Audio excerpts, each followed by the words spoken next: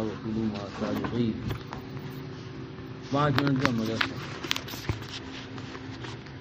حضرت عیسیٰ علیہ السلام کے بارے میں. حضرت عیسیٰ علیہ السلام کو یہ فضیلت حاصل ہے کہ بغیر باپ کے اللہ تعالیٰ نے اپنے قدرت سے ان کو پیدا فرمایا.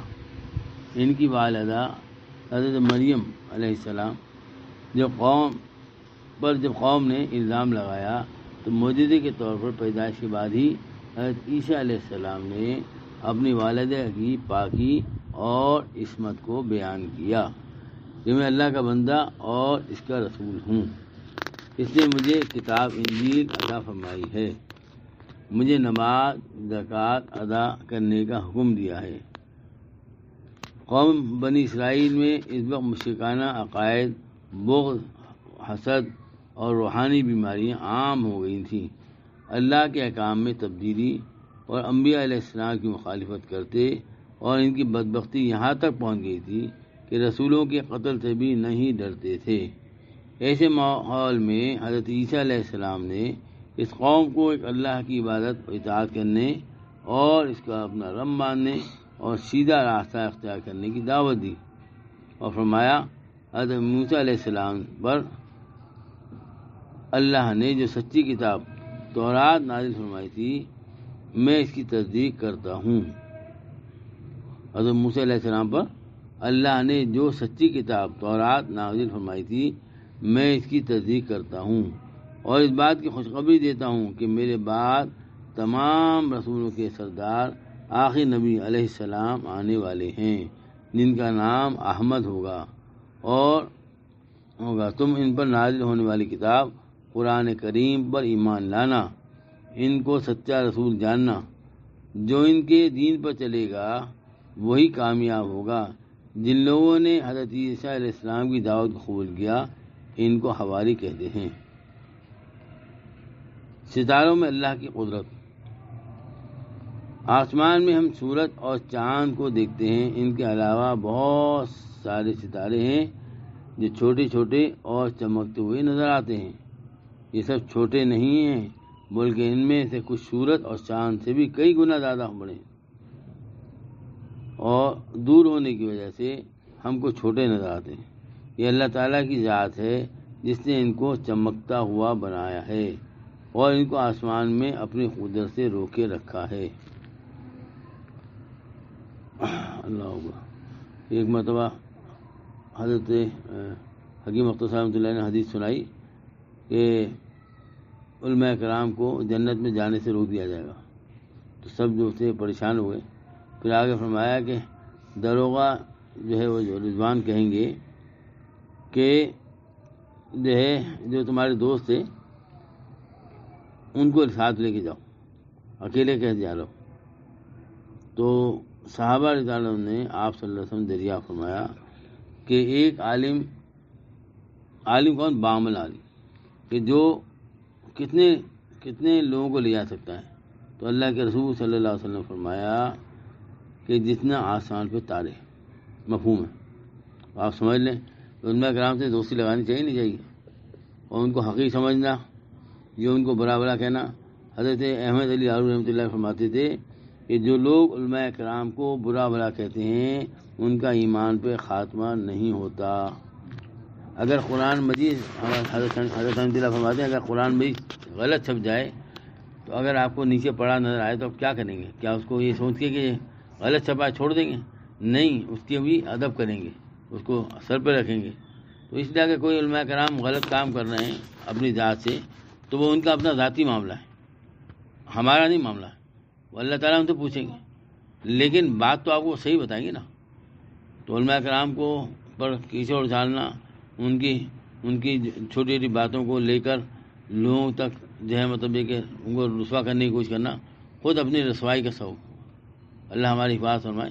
یہ آج کل بہت عام ہو گیا ہے کہ جو ہے وہ علماء کرام کو برا بھلا کہنا، ان کو کمتر سمجھنا جو ہے وہ بہت عام ہو گیا ہے. یہ اپنے ایمان پر خود داخل ڈالنا ہے. اللہ تعالیٰ ہماری حفاظت فرمائے کہ ہم اپنے ایمان کی حفاظت فرمائیں.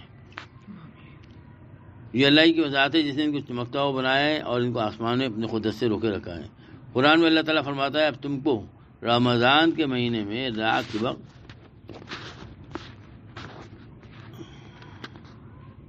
اور اللہ نے تمہاری جو اولاد مقرر کر دی ہے اس کو تلاش کرو، کھاؤ پیو، یہاں تک کہ سفید دھاری یعنی صبح صادق کی روشنی، سیاہ دھاری یعنی رات کی سیاہی سے بالکل واضح ہو جائے، پھر صبح صادق سے رات تک روزے رکھا کرو۔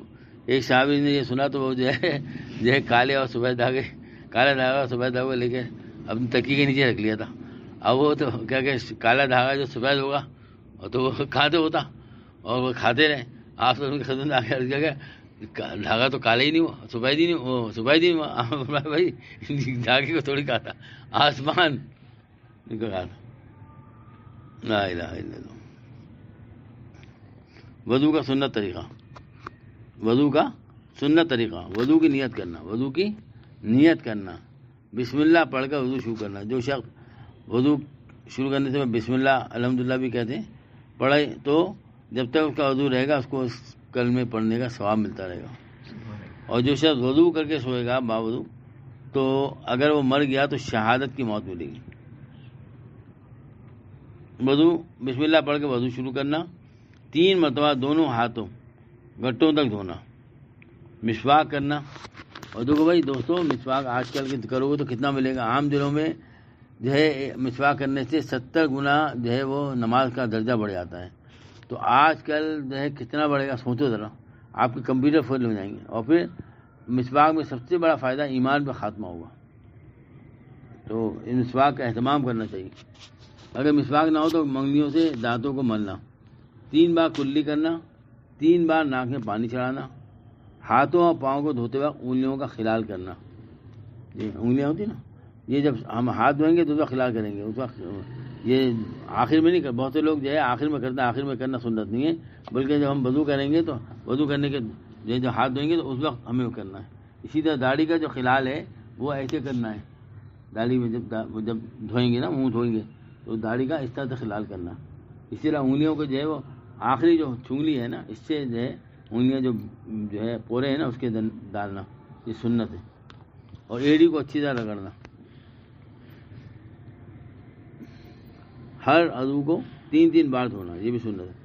1 مرتبہ پورے سر کا مسح کرنا، سر کے مسح کے ساتھ کانوں کا مسح کرنا، پیر در پہ وضو کرنا، ترتیب بار وضو کرنا۔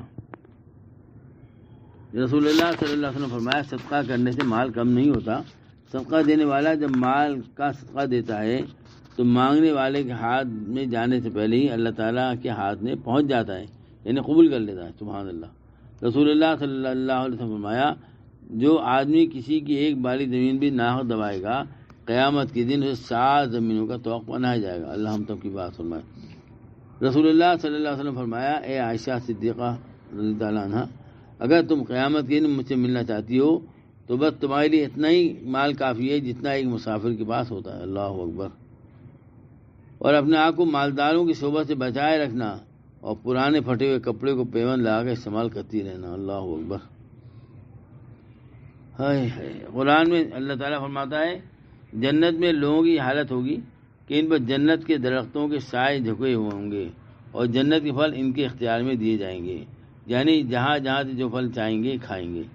اللہ تعالیٰ جو ہے نا اتنی بڑی جنت دے گا، اللہ اکبر، کہ آپ تصور نہیں کر سکتے۔ اور جنت میں اللہ تعالیٰ جب سب چلے جائیں گے تو اللہ تعالیٰ کا دیدار ہوگا تو اللہ تعالیٰ پوچھیں گے کہ تمہیں اور کچھ چاہیے تو بتاؤ، کہیں گے سب کچھ تو دے دیا، تو اللہ تعالیٰ فرمائے نہیں اور سوچو۔ تو جو ہے قیامت کا جو جنتی ہیں وہ کہیں گے کہ اللہ اگر ہم اپنی جو جنت میں سے تمام جنتیوں کو اپنے پاس سے دے بھی دیں تو جب بھی ہماری جنت خالی ہوگی۔ اللہ کو وہ کیا دیں گے اللہ ہی جانے۔ اللہ تعالیٰ ہمیں نصیب فرمائے اس کی حقیقت نصیب فرمائے۔ قرآن میں اللہ تعالیٰ فرماتا ہے جنت میں لوگوں کی حالت ہوگی کہ ان پر جنت کے درختوں کے سائے جھکے ہوں گے اور جنت کے پھل ان کے اختیار میں دیے جائیں گے، یعنی جہاں سے جو پھل چاہیں گے کھائیں گے۔ رسول اللہ صلی اللہ علیہ وسلم فرمایا گائے کا دودھ استعمال کیا کرو۔ رسول اللہ صلی اللہ علیہ وسلم فرمایا گائے کا دودھ استعمال کیا کرو کیونکہ ہر قسم کے پودوں کو چرتی ہے، اس لیے اس کے دودھ میں بھی ہر بیماری سے شفا ہے۔ قرآن میں اللہ تعالیٰ فرماتا ہے تم میں سے ایک ایسی جماعت ہونی چاہیے تم میں سے ایک جماعت ایسی ہونی چاہیے جو نیکی اور بھلائی کی طرف بلائے اور نیک کام کرنے کا حکم کرے اور برائی سے روکے۔ تم میں سے ایک جماعت، اس پہ غور کرنا چاہیے۔ یا ارحم الراحمین یا ارحم الراحمین اللہم صلی علی سیدنا مولانا محمد رضی اللہ تعالی عنہ محمد صلی اللہ علیہ وسلم. یا اللہ یا اللہ جو کچھ پڑھا سنا اس میں عمل کی توفیق عطا فرما. اے اللہ ہمیں جنت کا شوق عطا فرما. اے اللہ ہمیں جنت کا شوق عطا فرما. اے اللہ ہم سب کو ہمارے متعلقین کو نیکیوں کی بھوک لگا دے. یا اللہ نیکیوں کی بھوک لگا دے. یا اللہ نیکیوں کی بھوک لگا دے. اے اللہ ہم سب کو ہمارے متعلقین دوست احباب سب کو دست فرما لے, اپنا دوست بنا لے, اور دوستی کے قطع انتہا تک ولی صدیق صدیقہ بنا لے. دونوں جہاں کی عافیت کاملہ نصیب فرمائیے. تمام ضرورتوں کو خزانہ غیب سے پورا فرمائیے. حج بیت اللہ عمرہ کی شان نصیب فرمائیے. اسباب غیب سے امداد فرمائیے. اسباب غیب سے امداد فرمائیے. اسباب غیب سے امداد فرمائیے. امت کے حال پر رحم فرمائیے. یا اللہ ہمارے فلسطین بھائیوں کی مدد فرما. یا اللہ ہمارے فلسطین بھائیوں کی مدد فرما. یا اللہ انہیں استقامت نصیب فرما. یا اللہ انہیں استقامت نصیب فرما. یا اللہ انہیں استقامت نصیب فرما. یا اللہ انہیں کامیابی عطا فرما. یا اللہ دشمن کے مقابلے میں یا اللہ ان کی مدد فرما. یا اللہ تو غیب سے مدد فرما. فرشتوں کے ذریعے ان کی مدد فرما. یا اللہ ان کے کھانے پینے کا انتظام فرما. یا اللہ ان کے کھانے پینے کا انتظام فرما. ان کے زخمیوں کو صحت عطا فرما. اے اللہ ان کی شہادتوں کو قبول فرما. اے اللہ ان کے مقابلے میں یہود نصارہ ان کی خدمت اگر ہدایت ہے تو ہدایت عطا فرما. اگر ان کی خدمت ہدایت نہیں ہے تو انہیں ہلاک فرما, تباہ برباد فرما. ان کے مساکین کو تباہ برباد کر دے. اے اللہ انہیں آپس میں لڑوا دے. اے اللہ انہیں آپس میں لڑوا دے. اے اللہ انہیں آپس میں لڑوا دے. اے اللہ ان کے ہتھیاروں کو کن کر دے. اے اللہ ان کے ہتھیاروں کو کن کر دے. یا اللہ ان کے ہتھیاروں کو کن کر دے. یا اللہ کرم کر دے. اے اللہ اے اللہ اے اللہ ہم مسلمانوں کو غیرت عطا فرما کہ ان کی مدد کریں. یا اللہ ان کی مدد کریں. یا اللہ ان کی کوئی مدد نہیں کر رہا. یا اللہ آپ اسباب غیب سے انتظام فرمائیے. یا اللہ انہیں استقامت دیجیے. یا اللہ انہیں استقامت دیجیے. ان کے اللہ تمام ان کی ضرورتوں کو خزانہ غیب سے پورا فرمائیے. ربنا تقبل منا انک انت السمیع العلیم وتب علینا انک انت التواب الرحیم. سبحان ربک رب العزت عما یصفون. آمین آمین. فلسطینیوں کے لیے بھائی دعا کیا کرو. ہم کچھ نہیں کر سکتے تو ہم دعا تو کر سکتے ہیں. ان کے لیے کچھ پیسے ہر مہینے بھیجو بھائی.